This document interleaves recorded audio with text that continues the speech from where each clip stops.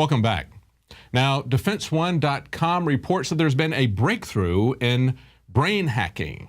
They call it a checkered history. As they point out, the military has been looking to build better brain hacks for decades with results that have ranged from the frightening to the comical. Well, there's not a whole lot to laugh about with this. One of the things that they're talking about here, and it's not really so much the technology that's important, I think it's really the ethics and their goals, what they're trying to accomplish. But here's what they say about this breakthrough. They say scientists funded by the Defense Department have just announced a breakthrough that could allow researchers to create in 220 days an extremely detailed picture of the brain that previously would have taken 80 years of scans to complete. So they can do it in 220 days, what they previously would have taken 80 years to complete. Now, of course, that's being funded by the Defense Department. These people are telling us with a straight face that this is strictly for helping people with Alzheimer's or people who have traumatic brain disorders. And they're also telling us that their brain research is going to help veterans with PTSD because they're going to be able to go in and selectively remove memories or implant memories. And of course, part of that program is Obama's Brain Initiative, a multi-billion-dollar program. DARPA's got a huge chunk of that. And they're talking about their program, Restoring Active Memory. Look at that acronym, RAM. Does that sound familiar? If you know anything about a computer, it does.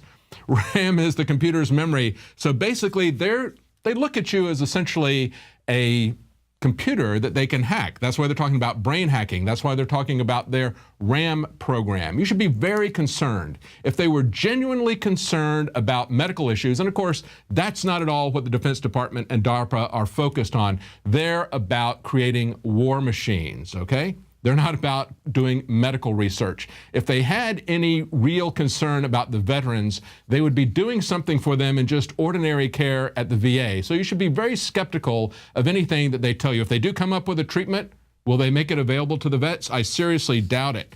They're always saying they're going to do that. We should remember the history of what they did to World War II veterans with PTSD.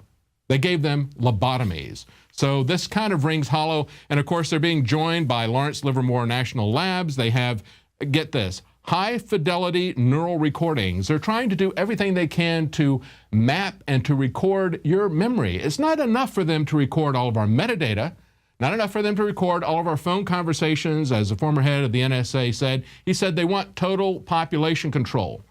That's how you do it with these brain projects. So if you're approached by somebody for some research, think twice about that. We need to try to cut this kind of funding off for this kind of dangerous research. But look at the other side of this. There's also, of course, a race for artificial intelligence.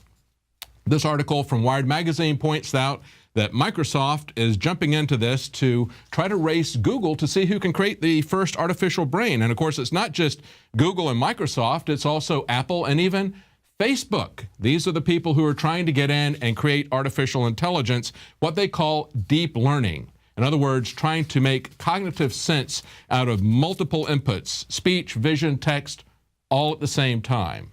So that's where we're headed. They're trying to control that. Who do you think is going to control the artificial intelligence?